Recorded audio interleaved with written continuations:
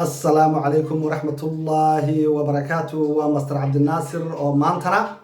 idin la wadaagi doona barnaamij kooban oo sidii caadada inoo ahayd ka hadlaya arrimihii bulshada ee aynu qaada dhigi jirnay inta aynaan barnaamijkeena bilaabin waxaan si xishmad iyo qadarin leh idinka codsanayaa dhammaan ummadda Soomaaliyeed ee barnaamijkan daawanaysa ama daawan doonta inaad inoo saartaan subscribe share and like si uu barnaamijkeenu u gaaro dadyo fara badan oo ku hadlaya afkeena Soomaaliga aad iyo aad baad u mahadsantihiin inta kadib waxaan isku dayi doonaa in aan bilaabo barnaamijkeeni ayaan isku dayi doonaa in aan bilaabo soo dhawaada baan idin leeyahay dhamaantiin sida noo jeceshihiin baanu idin jecelahay sida noo soo dhaweysaan baanu idin soo dhaweynaynaa sida noogu taxantihiin baanu annaguna idin ku dadaalaynaa insha Allah ta'ala waxaynu maanta ka hadli doonaa noocyada ragga aan la guursanin waxaynu hore uga soo hadalnay noocyada dumarka aan u qalmin in la guursado bal maantana sidoo kale waxaynu qaadaa dhigaynaa noocyada ragga aan u qalmin ama aan u cuntamin in la guursado ee ay tahay haweenka Soomaaliyeed in ay ka feejignaadaan guurkooda iyo inay la wadaagaan nolol oo ay noqdaan lamaane maxaan ku raahdaa rug yar reer wada samaysta taasi ha iska jiraan haweenka Soomaaliyeed raggan aan soo sheegayo sifooyinkaasi hadii ay leeyihiin kow waxa saddexda ugu darajada sareeya ragga Soomaaliyeed ee aan la guursanayn ee aan awr halaabay la weydiinayn ee ugu darajada hooseeya waa saddexda nin ee la yiraahdo qamra quute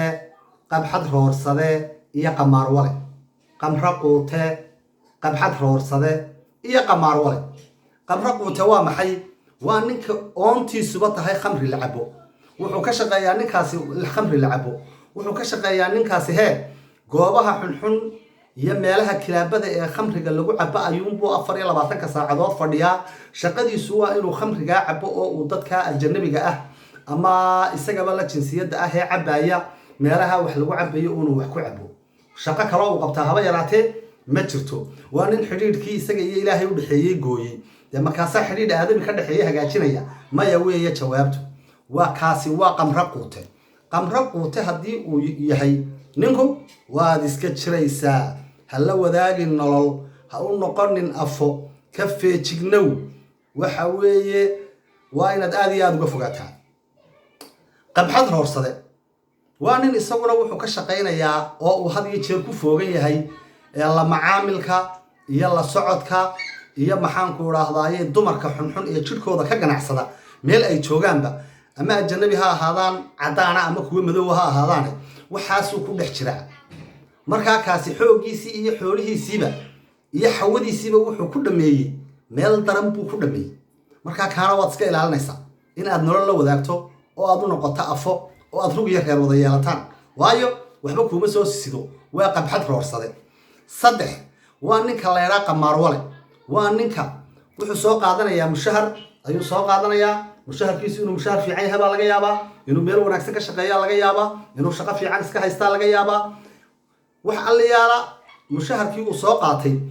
dhulkan aan ku noolahay ee qurbaha gaar ahaan wadamada reer galbeedka ee Yurub iyo Mareykan waxa jira mishiino lagu guro lacagta ayaa jira mishiinadaasi waa mishiinada lagu khamaaro waa la khamaarayaa lacagtiisiiba halkaas uu ku gurayaa mar wax buu ka helayaa inta badanna 90% mishiinkaasi ninka lacagtii uu ka cunayaa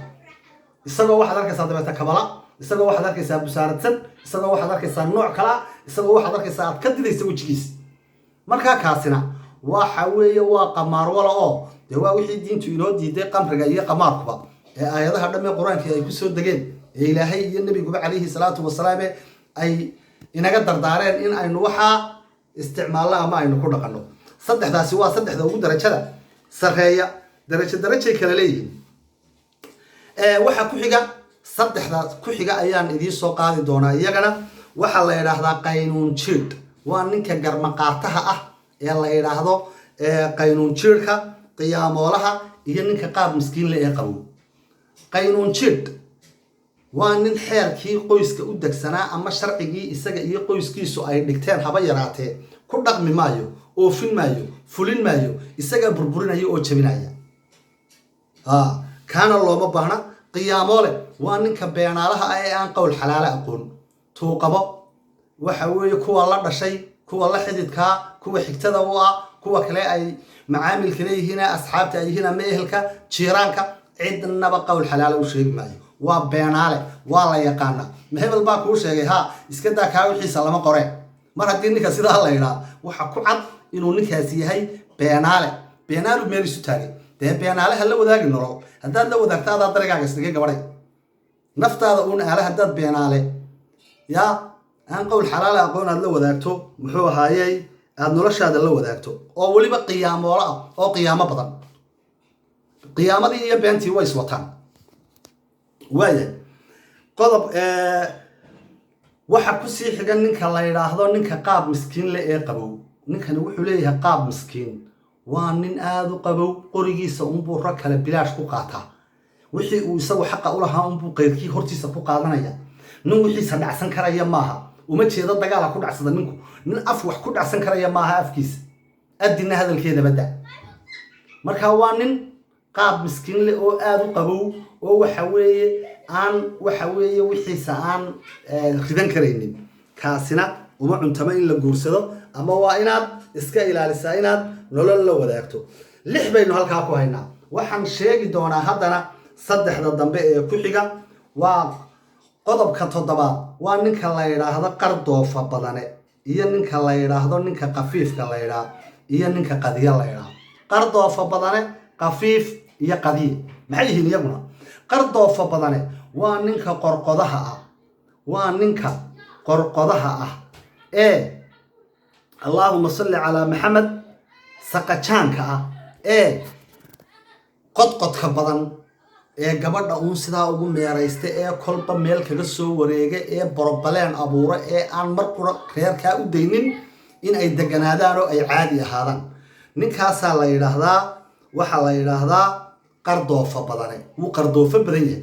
mar walba kiis cusub oo kana waxa maxaad samaysay sida maxaad yeeshay halka maxaad u tagtay waxaas uu ka sheekeynaya mar walba wuxuu abuuraya mushkilad cusub oo reerkii ka abuuraya midda kale waa qorqode dhaligu ka sheekeynayaayo maanta meexdaad ku badis basbaaskaad ka yarays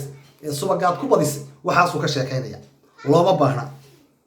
waxa la doonayaa gabadhu hadii ay wax ku kariso wax kasto ay ku kariso hadii ay ka xumaato maalin waa bini aadam waa laga yaabaa inay maalin milixdu kaga yara dhacdo ama ay si kale wax uga dhacaan waa inaad tiraa maalinta waa inaad tiraahdaa waxa weeye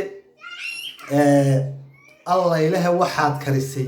عن تآن وليجي عن بعض ما أنت كريسي إلهي جنة ده كوجيو ما تن حلق عاصون كود نوع عاصون يسمى أدبادو مهتنتي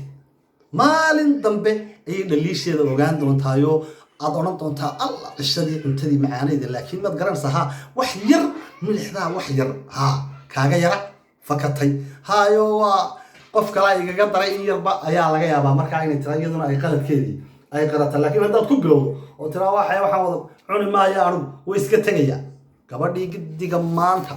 كنت جاو حرتين كنت كوسا ميسو إلا يوم أنت هلك هوش كودي خلد دوي إن جفك النوع عاسى آد كوسا ميسا هذه آد بي قلبتها إن جفك النوع عاسى آد كوسا ميسا وياه مركا كاسنا وانك الله يراهضه قرضه فبضانه ninka qafiifka la yiraahdo nin qafiifa baa jira oo u dhaqma sidii amal qof waalan waa ninka qafiifka la moodo mana waala sida dadkana maaha hadii la yiraahdo ninka hebel warniyo ninka hebel ha mana waala sida dadkana maaha hebel mana waala sida dadkana maaha waxa weey ninka waxba ka dhiman wuxuu u dhaxeeyaa dadka waalan iyo dadka miyirka qaba marka ninku mar haduu amal qafiif oo kale yahay mana waala mana dhama waxba ka siiya kaasina in nolol la wadaago uma cuntabo waxa kale oo aan cuntamin in nolol la wadaago ninka la yiraahdo qadiye waa bakhay gaaja kugu dilay agtiisa gaajada kugu duwan agtiisa adiga iyo kuwa dhalaba marka inta agtiisa gaaja kugu dilay lahayd hal wadaagin marka horeba nolol waayo bakhaylka waxa ku soo arooray mahmaha badan baa Soomaaliga ku soo arooray waxaynu ka xusi karnaa mahmaha ku soo arooray saddex lama dago bakhayl damac yaqaan fuladan daansi badan iyo doqon fiirade bakhaylku waxa weeye waa cudurrada laga subxaanalaysto laga duceysto laga muxuu ahaa ilaahay laga magan galo weey ayuu kamid yahay marka bakhayl waad iska ilaalinaysaa